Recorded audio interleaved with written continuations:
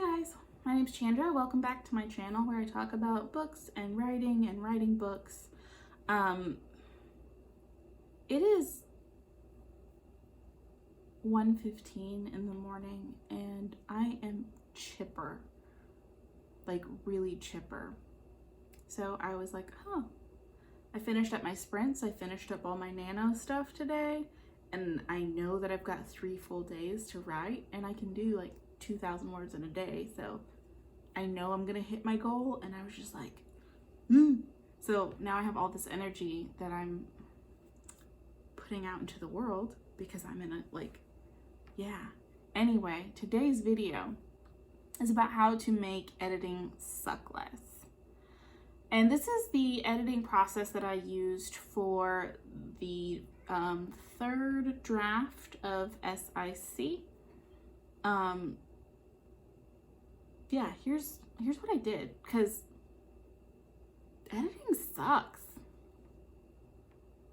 So, thing one, I should have probably done this before I started filming, but my desk is a disaster and we're not even gonna talk about that. Here's what we have. Ta-da! This is the edited draft of SIC.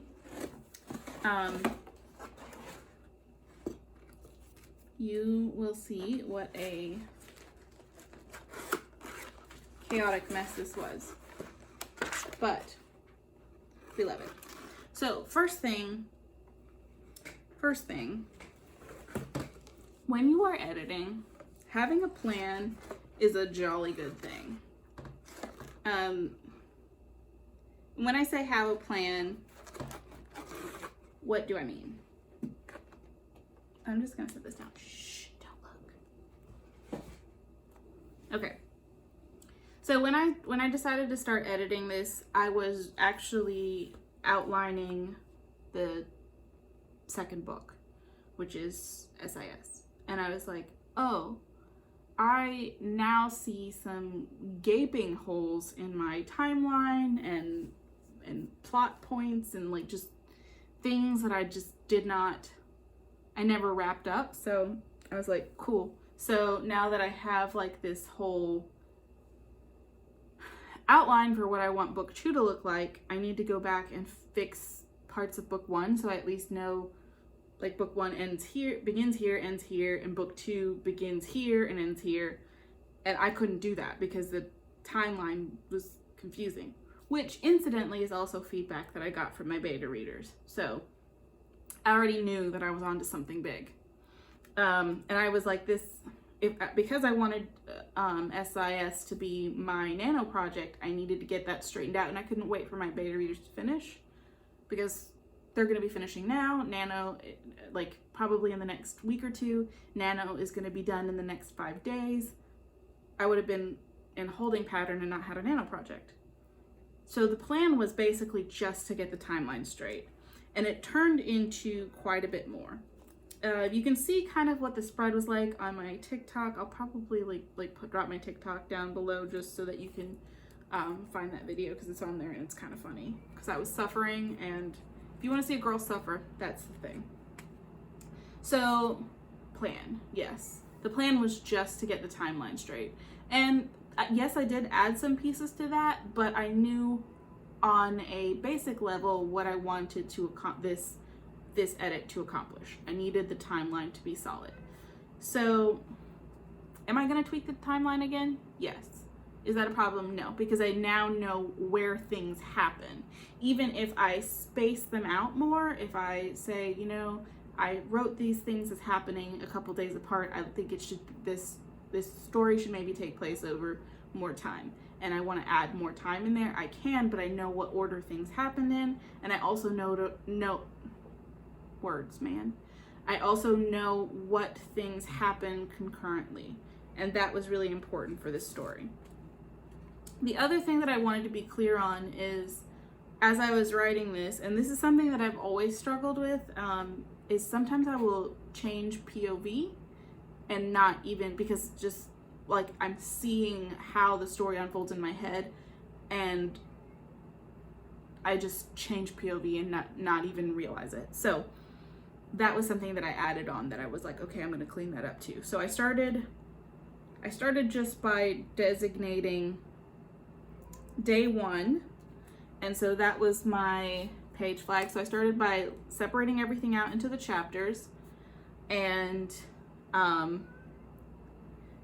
getting it printed. So why I say separating everything out into the chapters is making sure that I don't have multiple chapters on the same page, because then you can't move the chapter or that day around.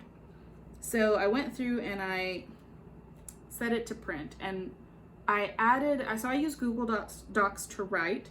I added notes in the side, and this is my new favorite way of printing. This is not double spaced. I know some people do like to do double spaced. What I find more helpful for me, because I do write very chunky, is I actually add the notes on the side, but there aren't necessarily notes over there. And then when you print it, you get this wide panel down the side that's blank or has notes on it, and it gives you space where you can write notes, write additional notes, add sticky notes, add page flags, whatever the case may be. So this is what a page ended up looking like. And this is the cover of, this is like the first chapter. So the one down here, this is what day in the story is it? And I don't mean like the exact date. This is just like, this happens on day 1 of the story. Whenever the story happens, this is day 1. The next thing that I put up here was I actually determined, because this is a historical setting, I actually determined when it happened. So this is the actual date. This is the day of the story. This is the actual date. This is the point of view. And then this is the time of day. So when I say time of day, it was pretty vague. It would be like, this happened in the morning, this happened in the afternoon, this happened at night, something along those lines.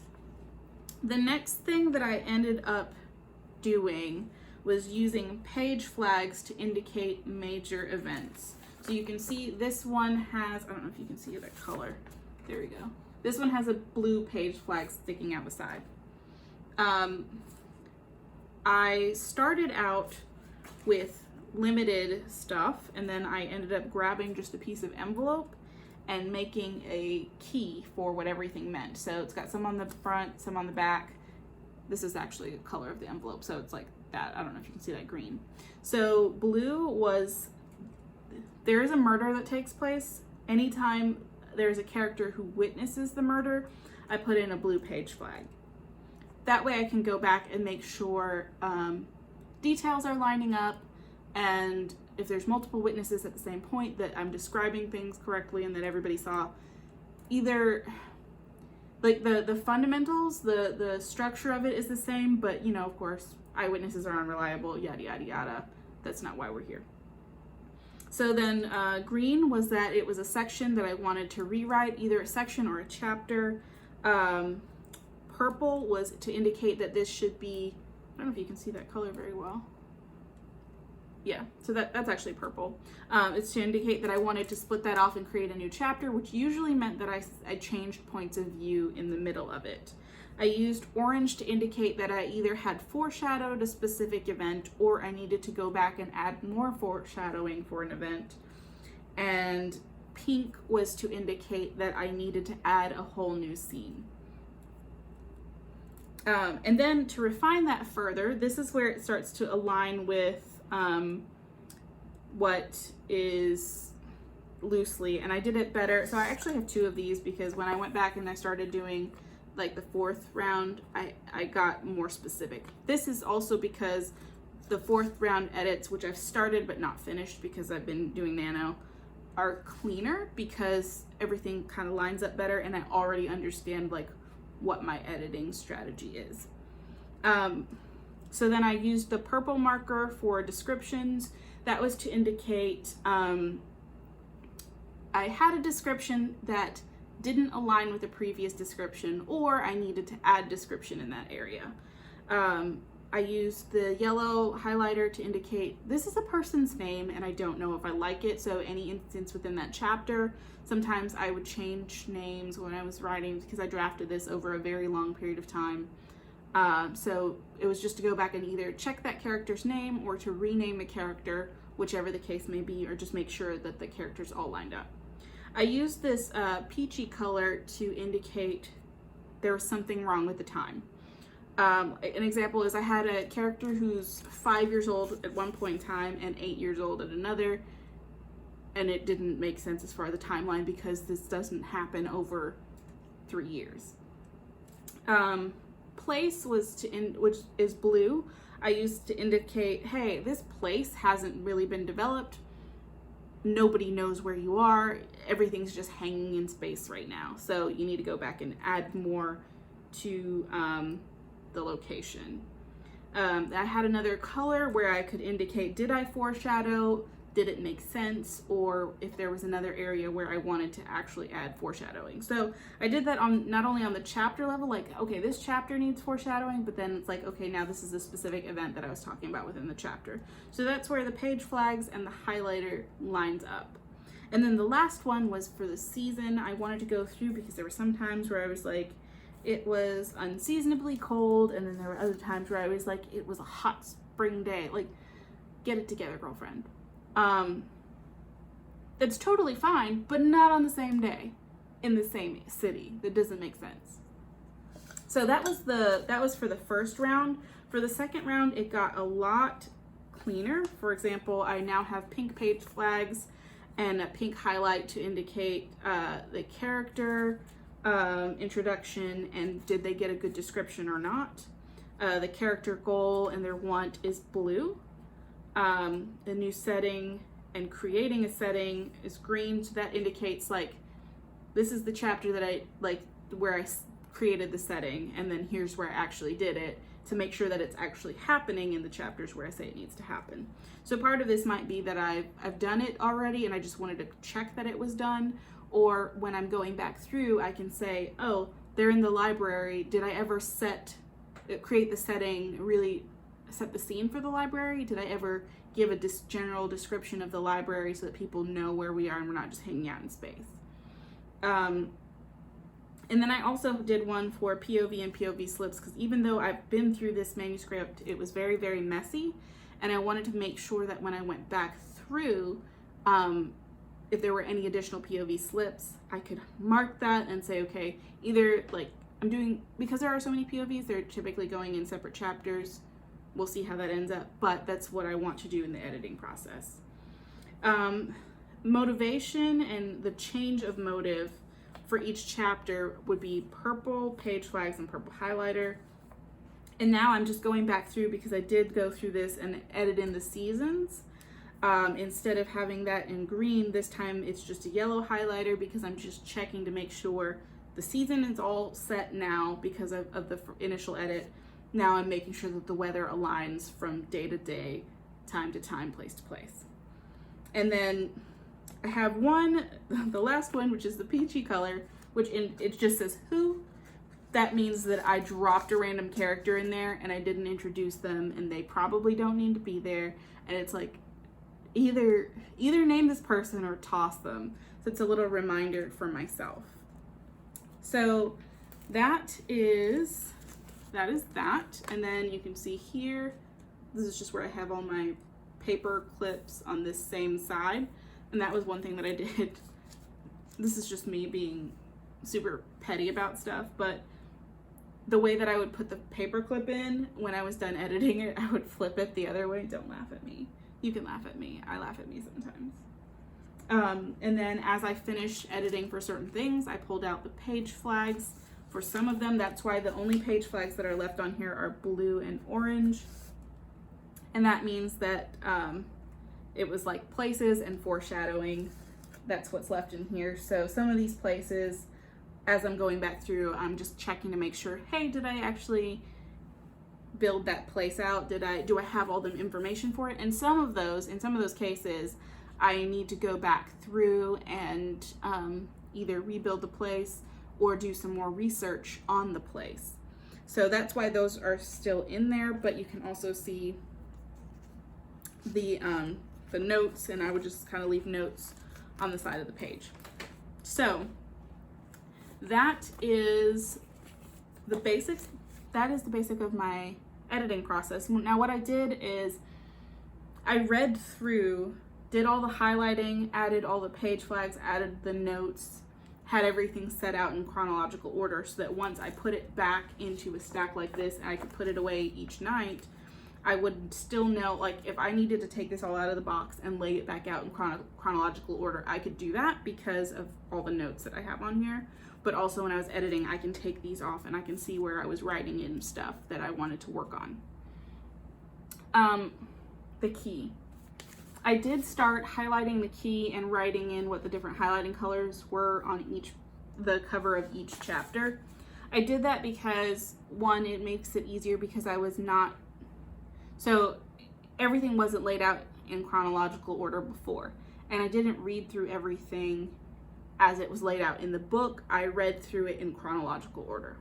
So as I was moving things around, like chapter 1 would be over here and chapter 3 would be over here, maybe. That's an exaggeration, but you get what I'm saying. They weren't all in the same day. And so I was moving stuff around, and so that's why I left it like that, and that made it a lot easier for me to manage, so that when I was also putting it in order, all that kind of stuff stayed together. So I put the key here. I also found that this was super helpful, this little key, to keep up with what I decided each color meant, so that I wasn't constantly going back and being like, oh, where's the last, like, I wouldn't have to have like 2 or 3 chapters on my desk at a time. I could just lay everything out, grab a chapter, grab my little key, and then go through and do all the other stuff that I needed to do. Yeah, and that was also me marking my pages so I knew what I did, because otherwise you can end up going back through some of the same stuff, which is what I did, because whatever. That's how it be. And then I didn't, like, I read it all as I was doing that, but I didn't like read it like I was reading a book. I read for the information specifically that I was looking for, like to get the time, the place, the setting, and to figure out when it happened. So when I say know what why you're editing and what your plan is, that's kind of what I'm talking about there, because if I was going to read this all in detail, like I was going to be doing line edits, it would take a lot longer. As it was, I think I got through all of this in about a week, in less than a week, really. But if I was reading it all in depth, it would have taken a lot longer. So by breaking up my edits into very specific things, it makes it go a lot faster. And yeah, so that's the beginning, the basic overview of my editing process for a super messy, super just trashed draft, and getting it a lot cleaner. I will do another one of these to let you know how the 4th draft goes, which will be sometime after Nano, sometime after December, when I do all the weird world building and who's a what's it. But I will keep you posted. Thank you so much for watching. Don't forget to like, share, comment, subscribe. It makes me happy and it helps the algorithm so other people can find me. Thank you so much again, and I will see you next time. Bye.